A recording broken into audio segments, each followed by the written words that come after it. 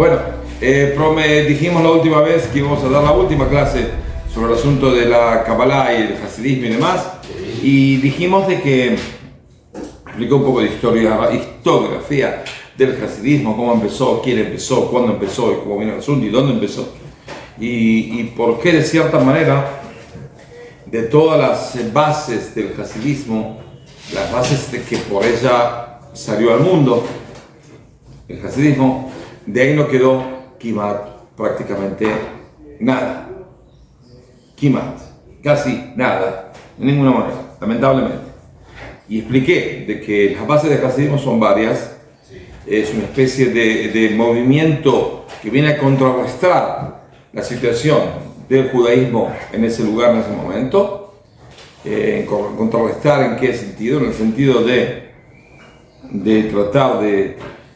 Primero es un movimiento mesiánico. ¿Qué significa un movimiento mesiánico? Un movimiento que viene a cambiar la situación a una situación común. Cualquier cosa que hay en el mundo se divide en dos. Movimiento mesiánico, que viene a ser un movimiento que viene a cambiar la situación para un bien que él piensa que va a llegar. Por ejemplo, y puede ser nada que ver en el pueblo de Israel en general, el movimiento socialista es un movimiento mesiánico. ¿Ok? Porque viene a cambiar al mundo a un mundo que ellos pensaban de que iba a funcionar mejor. ¿El fascismo? El fascismo no. Vino a cambiar el mundo para volverlo atrás. Pero ellos pensaban que era mejor. No, primero, hay que entender, la gente no entiende. La gente se piensa que el fascismo es de derecha. No, el fascismo es un error de izquierda. El nacional socialista, ¿ok? Se ven claro. Y aparte de todo el asunto de que todo dentro del Estado, nada fuera del Estado, es totalmente fascista y es totalmente nacionalista, socialista. Así empezó, así terminó. ¿Ok? Pero no es un movimiento mesiánico en ese sentido. Es un movimiento más conservador. Es decir, que dijimos, cualquier cosa que hay en el mundo es o para adelantar al mundo, vamos a hacer una revolución para adelantar, para arreglar esta situación y vamos a cambiar el mundo, según que nosotros entendemos. Puede ser erróneo, pero por lo menos la intención es sí cambiar. Y vamos a cuidar lo que hay. Vamos a volver a una situación más quedada y mejor. Eso es conservadurismo. Como conservadurismo viene a ser en el judaísmo viene a ser masón, la tradición. Existe el mesianismo y la tradición. El hasidismo empezó como movimiento súper mesianista. ¿Súper mesianista en qué? En el sentido de que venimos, nuestra misión es venir y cambiar la forma de trabajar a Hashem. Volver a una forma de trabajar a Hashem en la cual la gente no estaba. Déjelo ahí porque a propósito lo dejan para que el rabino lo vea. ¿Okay? El asunto entonces es cómo hacer para cambiar la situación estamos hablando de unas decenas de años después de el desastre, el debacle espiritual de Shabtai Tzvi, que es un desastre total, y el desastre fue porque muchísimos rabinos también lo apoyaban, es decir, se convencieron de que sí, tenía una posibilidad. Es un debacle, esa esperanza mesiánica online ahora que va a venir, y bueno, y no viene. Pero aparte del carisma del tipo aquel, aparte la desesperanza del pueblo. Seguro, estamos hablando de persecuciones en todos lados, un desastre. Seguro. Entonces, en esa situación tan desastrosa en el cual el judaísmo se dividía en no se encontraba, no rezaba, no tenía nada que ver con un judío que no tenga su nivel socioeconómico y su nivel de sabiduría de la Torá. Como dijimos, había templos de super sabios, templos de sabios, templos de mediocres, templos de mediocres, templos de semiburros, un cuarto de burros y burros ignorantes. Y después estaba la parte económica, estaban los que no tenían un centavo partido al medio, ni donde quedarse muerto, los que sí tenían un centavo al medio y tenían donde quedarse muerto, pero no mucho más, de comida estaban ahí justitos, y después estaban los que venían, tenían para comer pero no tenían para otras cosas, y después hasta que supermillonarios. Uno no se encontraba, estaba con una especie de división, una cosa desastrosa, especialmente en las comunidades del este de Europa, que era la mayoría del pueblo de Israel. Y no, en esa época todavía no era la gran mayoría, pero era la mayoría. Hay muchísimos judíos que estaban en el oeste de Europa, en el este de Europa. Como sea, en una situación tan desastrosa en la cual también la forma de trabajar a Hashem, una forma de mucha severidad, tristeza, si una de las primeras críticas al movimiento hasídico es que la gente decía, rabinos decían, esta manga de sinvergüenzas, no entiendo, ¿están contentos? ¿Cómo puede ser que estén contentos si una persona tiene que estar triste? El judaísmo es una religión triste. Estamos en el exilio, tenemos que sufrir en este mundo cochino para llegar al mundo venidero.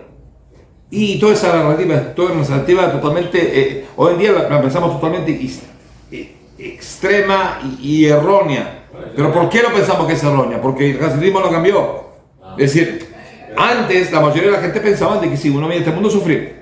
De vez en cuando tenés un placer, porque no hace falta sufrir todo el día, pero lo que llama ¿viste cuando en la computadora uno pone? Está lo que se llama en hebreo el Brerat Mehdal, que es lo que esa computadora que haga, que si vos declarás que Chrome es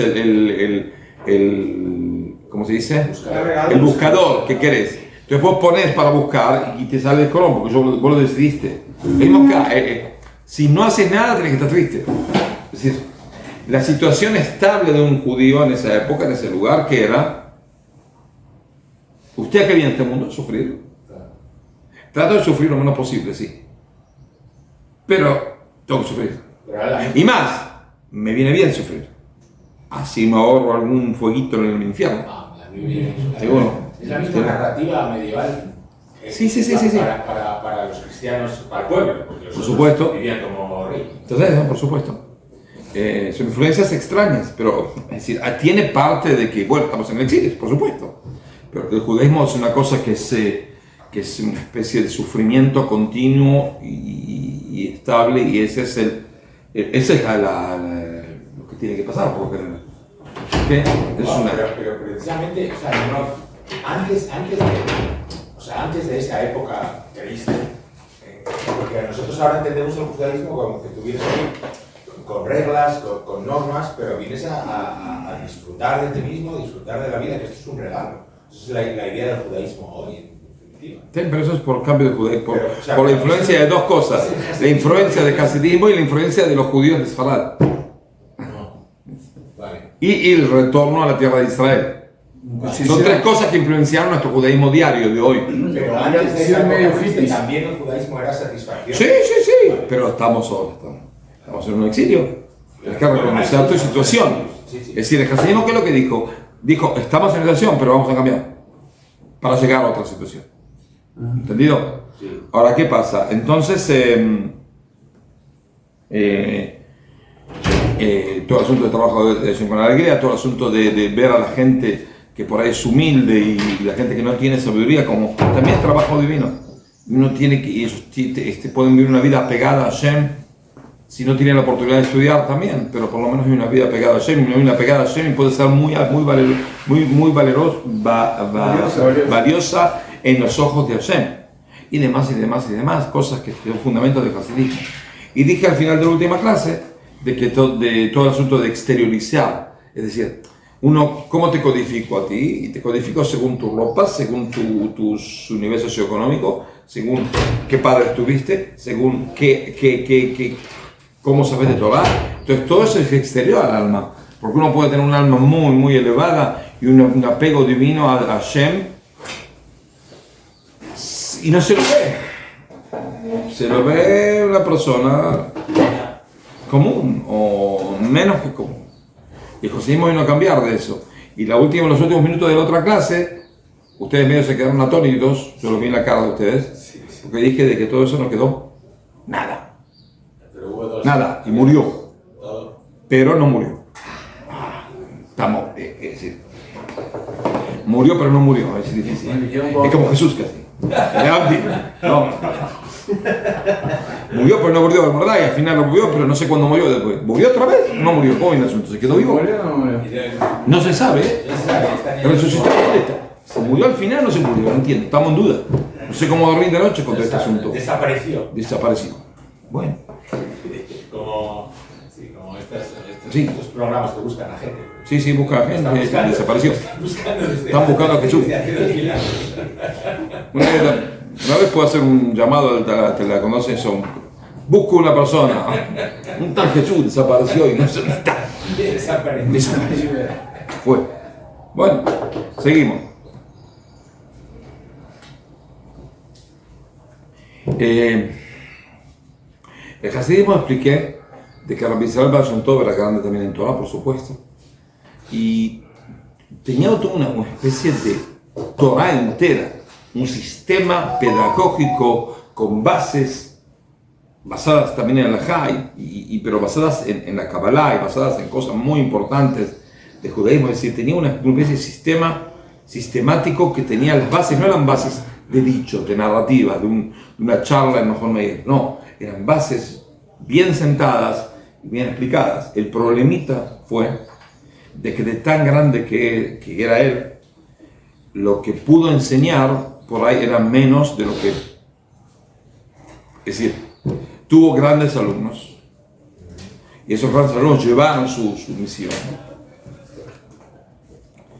Y lo que pasó fue de que Rabbi Israel Baal Shem Tov se fue de este mundo, murió sin saber qué hizo un movimiento. Él tenía un Beit Midrash. Nunca pensó vamos a hacer un comité, la fundación de movimiento hasídico. No lo hizo. ¿Por qué no lo hizo? No porque no se le ocurrió, porque nunca pensó que él lo iba a hacer. Es decir, nunca pensó de que lo que él iba a hacer iba a ser una revolución en el pueblo de Israel. Él enseñaba, nuestros alumnos enseñaban y en 2 generaciones se hizo una cosa bastante popular, ya se lo vi en todos lados, en su ámbito, en su lugar geográfico. ¿Eres de la clase baja? No. ¿En todo? No, los ámbitos? No en todos. ¿Cuál es el nombre? ¿Cuál es? ¿El rap de quién? ¿Qué rap? El hasidismo. Rabbi Israel Baal Shem Tov. Él nunca hizo un movimiento. Lo que pasa es que lo que él hizo provocó un movimiento. ¿Entiendes? Y si la gente que es justo hace al revés. Vamos a hacer un movimiento. Son 3 gatos locos, pero hace una convención internacional del movimiento davidista mundial, presidido por el gran rabino David Shalem.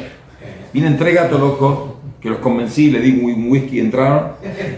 Y me siento importante. Y se me todo justo al revés. Enseñó muchísima gente, acercó a judíos muy lejanos, pero él no hizo una convención.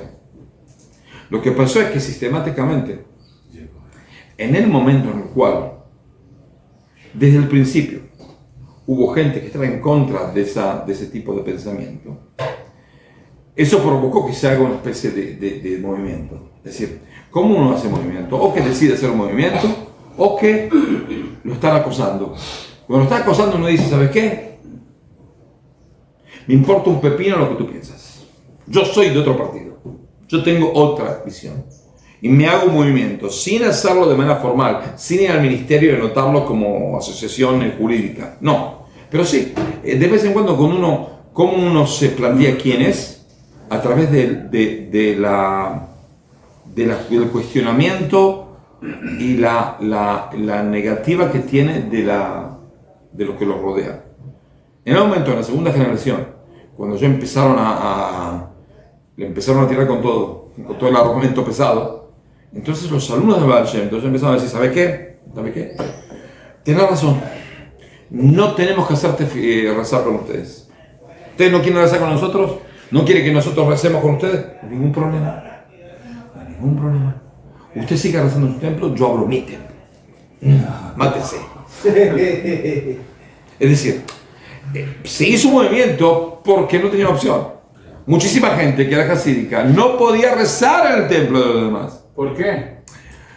porque lo consideraban como una especie de semi-herejía, el hasidismo en general. Wow. Y porque aparte había Había estudio. también rabinos hasídicos y también alumnos hasídicos que se rezafaron. Es decir, si los rezos eran rezos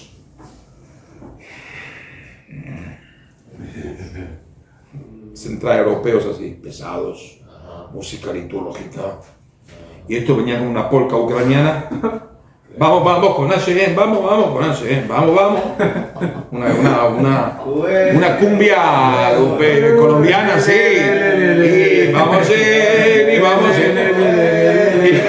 imaginan, la gente lo quería matar, pero no puede ser. No, ellos no lo hacían a propósito, ¿eh? De repente a la mitad del rezo le gusta decir, ay, cómo te amo, Hashem. Todo callado, todo serio y infeliz, y después se pone a bailar, de tanto contento que está y que rezó. Pará. No vas a rezar con nosotros. Bueno, ¿sabes qué? No rezo. Hago un niña mío, una congregación mía, y ahí nos volvemos locos todos juntos. Y usted mire con envidia y siga sufriendo y siga llorando, no hay ningún problema. Es decir, fue una especie de... El movimiento surgió por la... No podían hacer congregaciones juntas. Fueron echados. En ese momento cuando fueron echados, estamos en la segunda generación del Baal Shem Tov, ahí dijeron, ¿sabes qué? Mátense.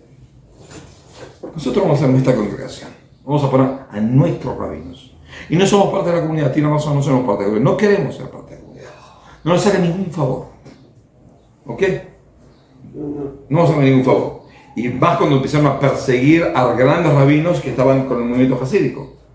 Es decir, cuando uno de la tercera generación, es decir, el alumno del Magid de Mezrich, Rabbi Levitz, que me había dicho, era el Dayan, el juez de la ciudad, el más grande rabino. Y cuando se hizo hasídico lo volvieron loco. Y casi le queman la casa, un desastre. Te dijo, ¿sabes qué? Tiene razón. Me abro un templo. Dejo mi puesto como juez, encargado de la comunidad, y voy a ser otro juzgado. Con otra congregación. Y el que quiere escucharme a mí, que venga. Ya está.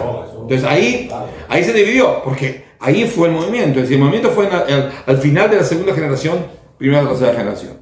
Ahora, una de las cosas muy importantes en el hasidismo, que no era tan importante hasta la tercera generación, fue el asunto del tzadik, el justo. El justo, que es el rabino, que uno tiene que estar apegado a él, y tiene que pedirle sus peticiones, y tiene que hacer, es como es un intermediario entre él y Hashem.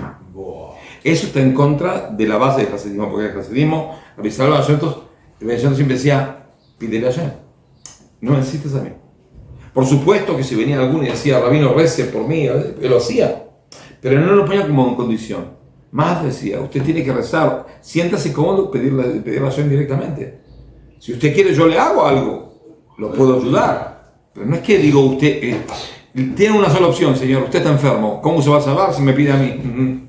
No, eso nunca lo dijo, no lo escribió, ni lo sintió, nada. ¿Ok? Lo que pasó fue que, como dijimos, el hasidismo ya al principio se dividió en dos. La familia del Baal Shem Tov y los alumnos del Baal Shem Tov, especialmente el Magid de Mezrich. La familia del Baal Shem Tov viene a ser familia directa. Y la hija tuvo un hijo, pero el hijo ese no fue Rebbe, no fue líder, y pasó por la hija, y los nietos de él, había varios rabinos, el Mahane Efraim, estaba Rabben Baruch Mejibush y demás. Después salió Rabbi Nachman Breslev en la cuarta generación. La cuarta. La cuarta. O sea que es Y bisnieto. es bisnieto. Él nació en la casa del Baal Shem Tov, Mejibush. Ahí donde vivía el Baal Shem Tov, ahí nació. Como sea, después está la rama de los alumnos del Baal Shem Tov, especialmente del Magid de Mezrich. El Magid de Mezrich es una persona muy especial, muy sabio de la Kabbalah, y estudió con el Baal Shem Tov. Y con todo eso, él hizo una especie... No creo que él pensó que el Baal Shem Tov era el único rabino que él podía explicar. No lo creo, se puede decir que no. Pero como sea, él enseñó hasidismo a muchísima gente y rabinos muy, muy importantes que vienen a ser los más conocidos de la tercera generación. Que viene a ser el Balatanya, que fundó después el hasidismo de Chabad, Rabbi Eliezer Gordicho, Rabbi Elimel de Lizansk, Rabbi Zushe de Anápolis, y todos estos rabinos son todos, toda esta cabada de rabinos son todos alumnos de él. Y ellos se esparcieron por todos lados. Y empezaron a hacer. En esa generación justo, uno de los nietos del Baal Shem Tov, ¿cómo se dice? Rabbi Meir Baruch Mejibush, él decidió de que bueno, como él es el nieto del Baal Shem Tov, entonces, de manera jurídica, no tanto jurídica, sino de manera espiritual, él viene a ser el sucesor del Baal Shem Tov. Entonces, todo el movimiento hasídico que ya se formó como movimiento tiene que estar bajo su liderazgo. Entonces él pidió que todos los alumnos del Maggid de Mezrich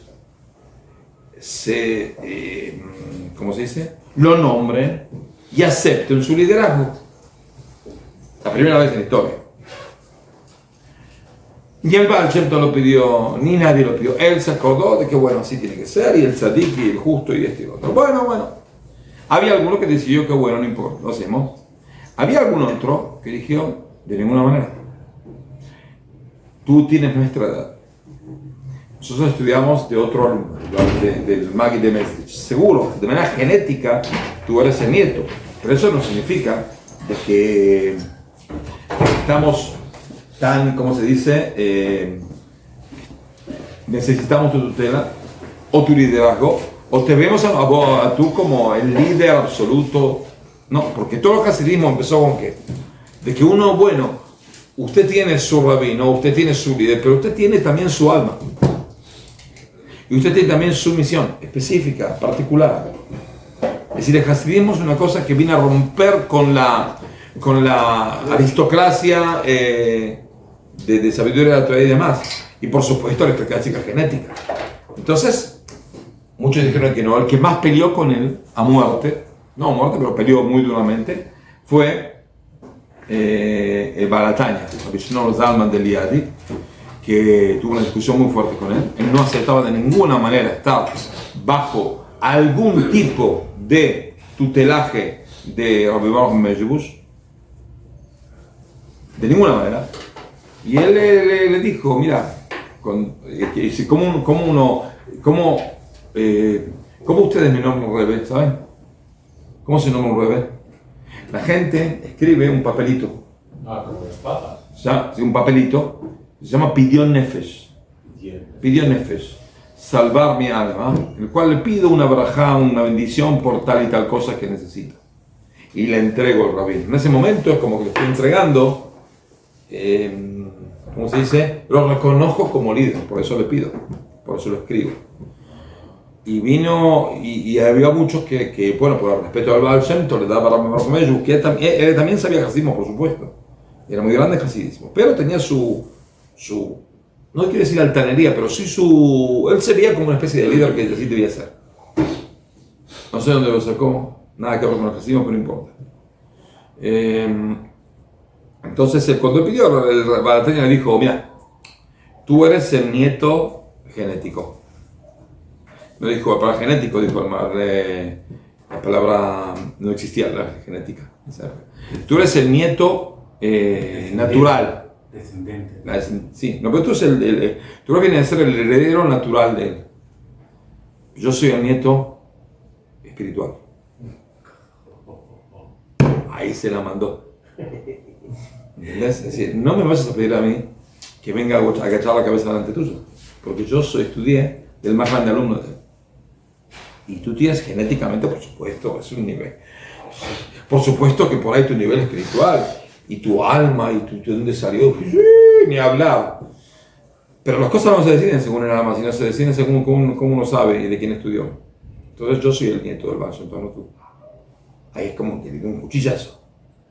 Entonces una pelea muy grande entre ellos, especialmente entre estos dos. El Baruch Mejibush, que era la rama familiar, y el Balatanya, que tenía sus compañeros que estudiaban con él, también dijeron, tiene razón, no tenemos que aceptar a él como líder. Ese fue un desastre, porque saben de que cuando hay peleas, Dice en la Gemara que cuando hay peleas hay incendios. Entonces, ¿y qué pasó? Se incendió la casa de Rabbi Baruch Meyabush y sus dos hijos murieron calcinados. Wow. Y se quemó la casa de el Baal Tanya y ya era una persona mayor. Y él escribió, por pedido de su rabino del Magid, escribió un Shulchan Aruch nuevo. Todo Shulchan Aruch. Pero el Baal Tanya, por lo general, ¿cuándo imprimía sus libros?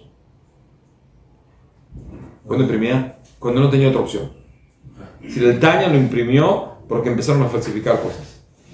Si lo pasaron, lo copiaban y empezaban una palabra más, una palabra menos, parte a propósito, parte con error, por error de ¿cómo se dice?, de translación, transcripción.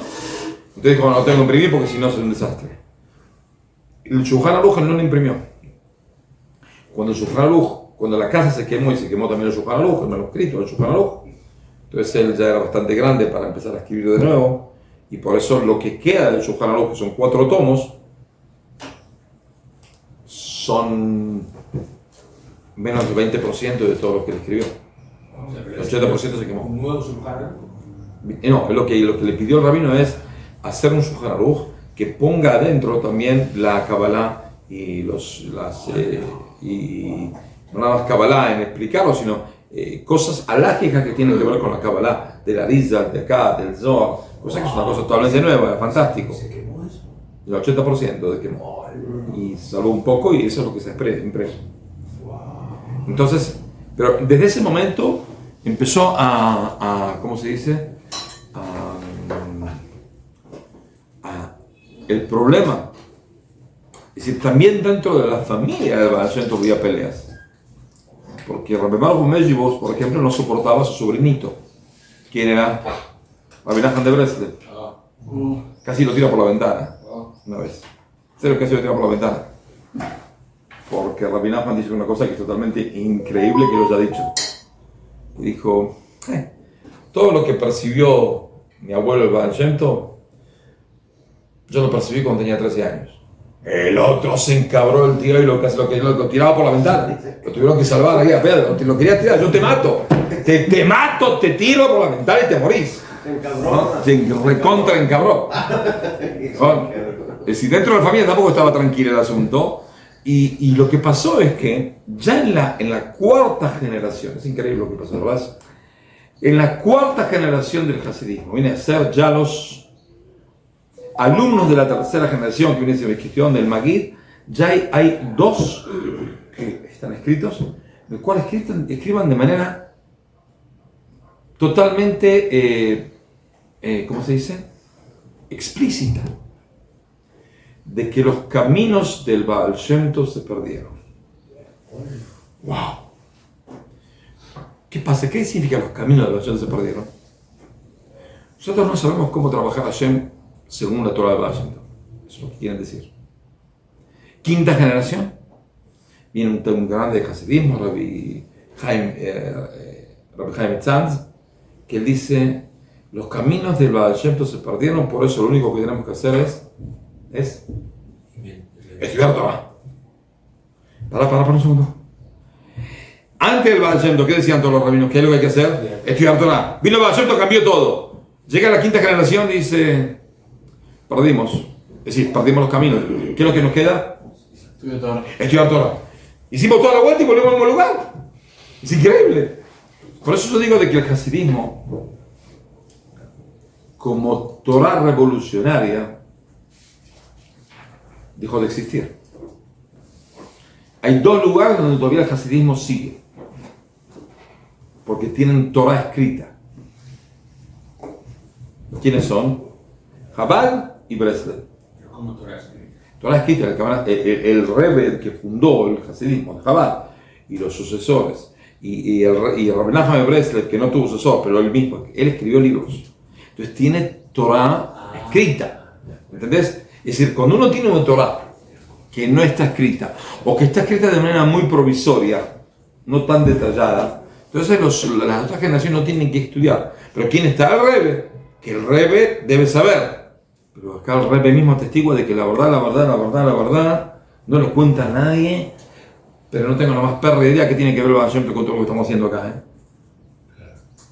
Si hay Torah, aunque el Rebbe no sepa, lee. Pero si no hay Torah escrita y el Rebbe no sabe, ¿qué hacemos? No, cuidamos la exterioridad. ¿Entendés? Cuidamos la exterioridad. Y ese es justo al revés del Baal Shem Tov. ¿Por qué? Porque el Baal Shem Tov, ¿qué es lo que dijo? Deja de fijarte en la parte externa de la gente. Deja. A la quinta generación, ¿qué es lo que quedó? Interno no quedó nada. Porque ellos mismos dicen, perdimos los caminos del Baal Shem Tov. ¿Qué quedó? La parte externa. ¿Qué significa la parte externa? Lo que había antes. No, ¿Eh? la parte externa, es decir, nosotros nos vestimos de tal manera, nosotros decimos tal cantito en Shabbat, y tal cantito en Shabbat a la mañana, y tal cantito en Shabbat a la tarde. Y vamos a seguir haciendo eso, porque es muy importante. ¿Y por qué es tan importante? No sé, pero Así lo hace. así somos nosotros. Y eso es justo al revés del Baal Shem Tov. Porque el Baal Shem Tov, ¿qué es lo que dijo? Quiero cambiar la Torah para que la Torah sea revolucionaria. Es decir, el hasidismo pasó de ser de un movimiento mesiánico a ser el movimiento más extremista, tradicionalista de la historia. Cuidaron únicamente las tradiciones. Únicamente está acá y no se cambia nada. Mi Rebbe usaba este gorro, nosotros usamos este gorro. Pero hace un calor que no estamos cocinando, pero no importa. Así es. En honor al Rebbe. En honor al Rebbe. Pero por ahí un poco, yo qué sé, si hacemos no se cambia nada. Está prohibido cambiar. Pero el Baal Shem Tov justo cambió. Y él puede, nosotros no, nosotros lo sabemos. ¿Y qué hacemos entonces? Nos quedamos como estamos. Problema. Chabad y Breslev, más Chabad, pero también Breslev, hicieron toda una Torah, no nada más escrita, también enseñaron y profundizaron. Hay que entender, Chabad no es como Chabad de hoy en día. Chabad siempre, hasta la Segunda Guerra Mundial, fue un movimiento súper elitista, que no contaba con muchísimos participantes del hasidismo de Chabad. No, era bastante chico, pero muy elitista y muy valuado por la gente. Es decir, todo el mundo sabía que los rebes de Chabad son grandísimos en Torah. Que más, que menos, pero todos los estaban como grandes rabinos, también de manera lógica. Lo que no se puede decir lo mismo a la mayoría de los rabinos hasídicos. Que la gente decía, bueno, un tipo santo, ¿qué sabe? No sé qué sabe, no sé. ¿Sabe Gemara? ¿Sabe cómo lavarse la mano? No sé, sabe, no sé. No sabemos. Pero es un tipo santo. A los rebes de Chabad siempre decían, este es un grande de la Torah, de toda la Torah. Ahora la escrita, esto, lo otro, Kabbalah, Hasid, todo sabe. Pero como era un movimiento tan estricto en el asunto de que era muy pidiente para sus participantes, una persona que estaba en Chabad hace 150 años, tenía que estudiar muchísimo, tenía que profundizar mucho, se le pedía mucho estudio. Cuando en otro Hasidut se pedía que uno llegue y llega al Rebbe y bueno, done una parte de su dinero para poder mantener el Rebbe, y después llega el Rebbe y el Rebbe le da un pedacito de pescadito y dice oy. Y bueno, este es un participante de nuestro movimiento hasídico mundial que viene a revolucionar el mundo con el pescadito. Bueno, en Chabad no. Uno llegaba y el Rebbe preguntaba, ¿y cuántos tomos de Gemara estudiaste?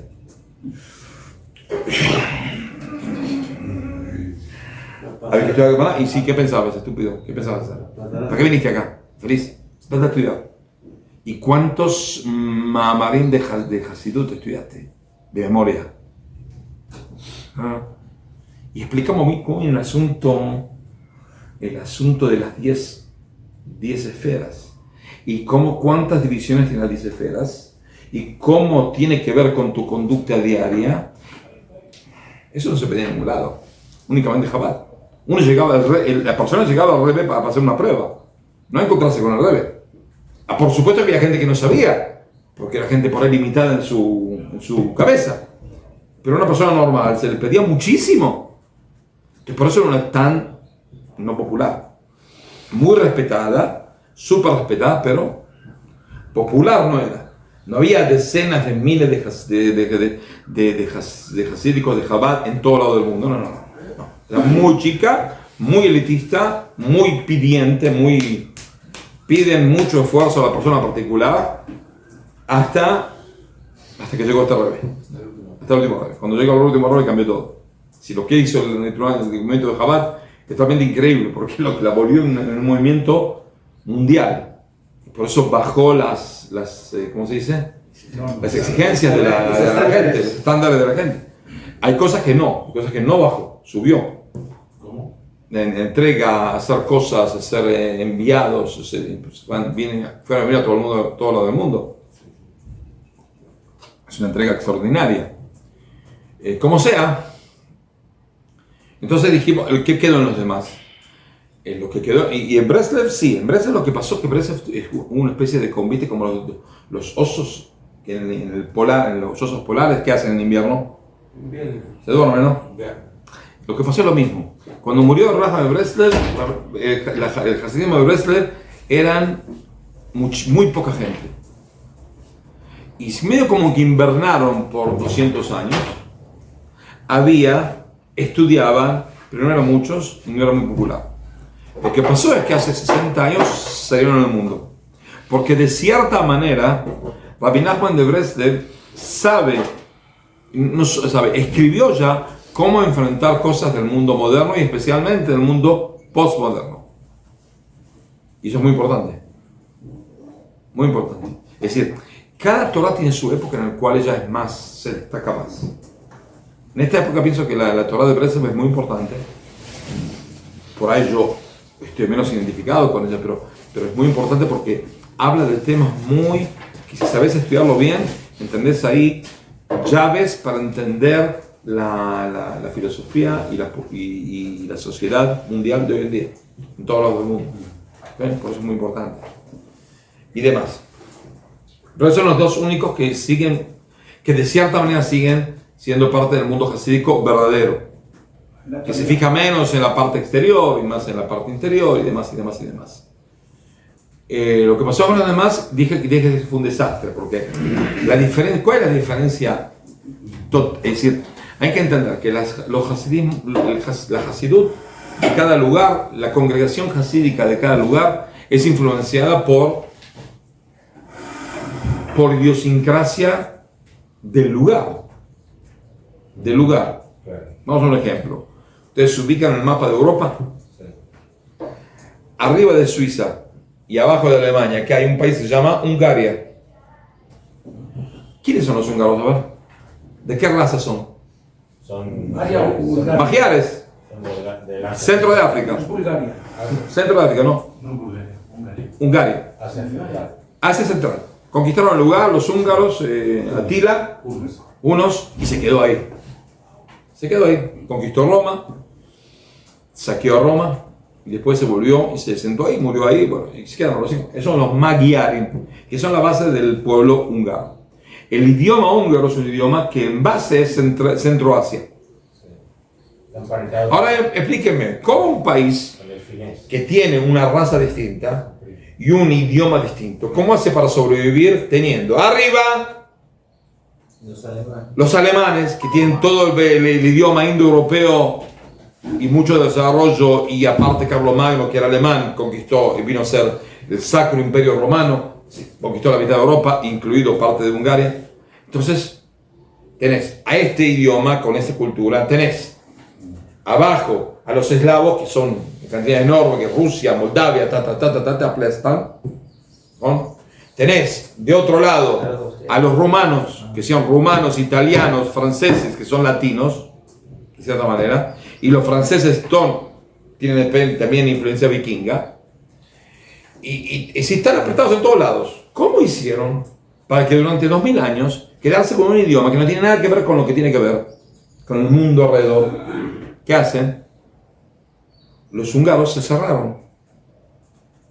No tenemos nada que ver con nadie, que se muera el mundo. ¿Okay? Así son los goyim, las personas no judías de Hungaria, son personas muy nacionalistas, muy no importa un pepino de nada, hablo mi idioma y que se muera el mundo. No me mezclo, no estudio lo que ustedes estudian, no me interesa el mundo, que se queme el mundo. Yo soy un negro, terminamos el asunto. Tengo mi idiosincrasia y que se muera el mundo. Bueno, ok, así vivieron. Entonces los judíos que viven ahí, ¿cómo son? De esa manera. De esa manera. Es influencia común. Entonces por eso ven las congregaciones hasídicas de Hungaria, que son súper extremistas. Súper extremistas. Importa un pepino al mundo. No me vas a convencer en tu perrísima vida de cambiar ni siquiera cómo estornudar, de qué orificio respirar. Nada, que se muera el mundo. ¿Okay? Por eso son muy extremistas, o ultra religiosos o ultra laicos. Porque cuando uno ya se va, no hay medio. Se va para el otro lado. Ya se va a 180 grados. Y se hace ultra, super laico. ¿Ok? No se puede comparar eso con otro lugar en el cual era más abierto y más recíproca la relación. No se lo puede comparar. Pero por eso congregaciones hasídicas de cierto lugar fueron influenciadas del lugar. No hay nada que hacer. Pero la diferencia abismal entre dos ciudades chiquitas en ese entorno, por ejemplo, Belz y Višnitz, que son dos lugares en Galicia. No Galicia, los españoles, no, Galicia. Viene a ser norte de Ucrania. Podol, Galicia. Son dos ciudaditas. Ahí había dos rebes. Cada uno enseñaba un poco de hasidismo. Hicieron un hasidismo de Višnitz y un hasidismo de Belz. Ahora son dos hasidismos muy grandes. Hoy en día. Bueno, ¿usted puede explicar cuál es la diferencia entre Belz y Višnitz? Yo le explico, es una diferencia más, por supuesto, le puedo explicar. Le explico. Belz, las peot la hacen así. Višnitz, nada que ver, nada que ver. Justo para el revés, así. Es otro asunto, totalmente distinto. Aparte, no se imagina, el rebe de Višnitz, cuando toma el vaso para hacer el kirush, toma vino, lo hace como el Arizal, que dice que hay que agarrar el vaso así, ¿okay? Con los dedos sin poner en la palma, pero con los dedos acá como una especie de corona de rosa. Se te escrito en el Arizal. El Rebbe de Belz entendió, así en Belz antiguo, entendieron que el Arizal decía así, no así, así. Hay diferencia, claro. Es otra cosa.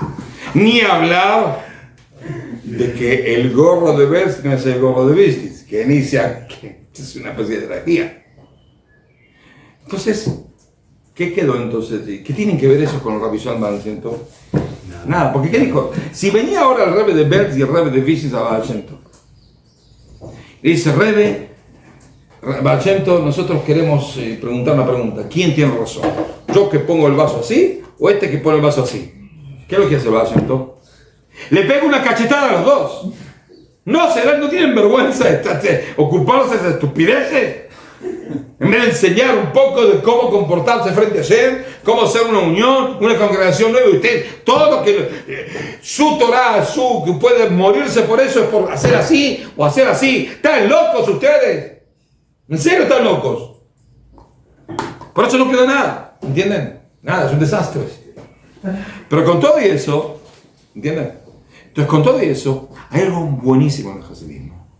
Que eso que hay que sí, no aceptarlo, sino llevarlo para nuestra identidad. ¿Qué es? El hasidismo es el movimiento que más, hoy en día no es un movimiento que no tiene nada que ver con nada que mesiánico, es ultra conservador, ultra tradicionalista, ultra. Pero la diferencia es que, por lo menos hay una cosa que es muy importante, que es la comunidad. Hay que entender. ¿Qué somos nosotros? Somos mi nombre, mi apellido, mi esto, mi lo otro, pero lo que tenemos es, especialmente, que es una identidad. Ahora, volvimos a la tierra de Israel. Teóricamente, cierta parte del movimiento sionista, ¿qué es lo que quería? Que las comunidades desaparezcan y esté el Estado. Así escribió directamente Ben Gurión, que el objetivo del Estado es que una persona sea parte del Estado. y no tenga comunidad. Si la comunidad, el Estado pasa a reemplazar la comunidad. Está escrito explícitamente, lo escribió en 1920. Esto es en contra de la Torah. ¿Por qué está en contra de la Torah? Porque la Torah es comunitaria y es de tribus. Es decir, en el pueblo de Israel había tribus. ¿Para qué hacía falta que Moshe salga al pueblo, al tierra de Israel con tribus? ¿Hacía falta? Vamos a ser un pueblo, el pueblo de Ben Gurión. Tribus. Porque para usted identificarse, tiene que tener una especie de como casa. Un lugar donde usted se siente como en su casa. Sí. Y es parte de su identidad. Eso Sí. menciona las casas paternas de las tribus. Sí. Por eso uno tiene que sentirse tribu, comunidad. Ahora, ¿por qué Ben Gurión lo dijo? ¿Tenía razón Ben Gurión? Seguro que tenía razón, para fundar un Estado, pero no para vivir. Porque él era socialista. Y como todo socialista, ¿qué es lo que piensa? De que no tiene nada que ver dónde saliste, ni quién sos. ¿Qué tiene que ver? Si sos parte del proletariado mundial. No hay países, no hay naciones, no hay ideología, no hay nada. Yo te licúo todo y te hago luchador por el proletariado mundial. Obreros del mundo, únanse. Ya parezco un soviet. Un encargado de un soviet, el soviet de Mahón Meir. Aparte, barba de ruso tengo, ¿no? Barba de comunista ruso tengo. Sí, ¿no? Sí. Sí, da el guatazo. Sí. Da el guatazo. Sí. Solo cuando dice así. Sí, me siento un soviético de todo. Entonces, es lo que pensaba, y por ahí tenía razón para ser un Estado, pero no para vivir en un Estado. Para vivir en un Estado uno tiene que identificarse. ¿Cómo nos identificamos? Comunidades, tribus. Por eso están las tribus cuando salí de Egipto, por eso están las tribus cuando llegaron a Israel. Había tribus. Somos parte de un conglomerado que se llama el pueblo de Israel, pero ¿dónde me siento en casa? Mi tribu. Mi tribu es mi casa. ¿Ok? Nos podemos casar nos podemos casar unos con los otros, pero tenemos tribus. Esa es la diferencia. ¿Entendido? Y eso es lo que hizo el Hasidismo. El Hasidismo lo que hizo es guardó eso, que es la comunidad. Pero por eso saquen a Chabad y a Breslev, porque si yo le pregunto a una persona de Chabad o de Breslev, ¿qué es para ti Breslev o Chabad? ¿Qué es lo que te explican los dos? La Torah, no. Toda la Torah que es para un tipo de Chabad, la mayoría, no todos. La Torah que es Chabad. Chabad es toda la Torah. Una pregunta a un Breslev, ¿qué es para vos Breslev? El judaísmo. No mi judaísmo. El judaísmo. El que no está abajo del rabeno no existe. Sí, no puede ser. Tanto lo reconozcas o lo reconozcas, vives por quién. Por Rabbi Nachman. ¿Entendés? Entonces tampoco está bien. Seguro que está mal. Pero hay de todo. Pero por lo general te pueden decir así. Ahora, cuando me pregunto a un hasid de no sé qué, una hasidut chica, yo qué sé. Sloni. ¿Para usted qué es Sloni? Y Sloni es mi comunidad. Yo ahí. Hacemos así, hacemos así, rezamos así, rezamos así. Él no dice que es todo el judaísmo. Él dice, es mi judaísmo. Es mi casa. Es mi forma de... Me siento cómodo ahí. No es que no me siento cómodo en otro. No es que pienso que los demás son lo que es. No es que mi hasidut es todo judaísmo. Pero es mi casa. Ahí me siento cómodo. Es mi lugar. Y eso está muy bien. ¿Por qué está muy bien? Porque uno tiene que sentir, en el judaísmo tiene que sentir cierta casa. Y si el judaísmo es una cosa tan grande, que uno al final tiene que tener una relación con algo. Y la relación en algo tiene que ver con mi identificación específica de dónde estoy. Por supuesto, sabiendo de que soy parte de todo el pueblo de Israel. Y de toda la Torah. Y de todo esto. Ahora, hay una cosa muy importante, y vamos a terminar ahí, de que es la única posibilidad del hasidismo de poder llegar a sobrevivir y resucitar. Si usted se ríe porque no escuchó a la que me reí después de otro que resucitó. No. Entonces, la única posibilidad, pienso, de que el hasidismo pueda resucitar y ser una cosa mesiánica, no tradicional, no la tradicional, sino mesiánica, y poder seguir cambiando el mundo y llevarlo más al Mashiach, la única posibilidad que veo, y se ve ya se ve cierta parte de como un árbol que estaba durmiendo y se ve una especie de hojitas verdes, y me dice, ¿vos estás vivo? ¿Ok? Justo hace 2 semanas había tengo un árbol en el jardín, un árbol de manzana, y no sale, y digo, bueno, lo tengo que arrancar y me voy a perder todo el verano, traigo otro árbol, ¿no? Y le dije a mi esposa, estábamos en el jardín, digo, no sale nada, entonces ya está muerto, si estamos acá en mayo y no salió nada, entonces bueno, ¿cómo se dice? Lo saco, traigo otro árbol de algo, una cereza, no sé, algo.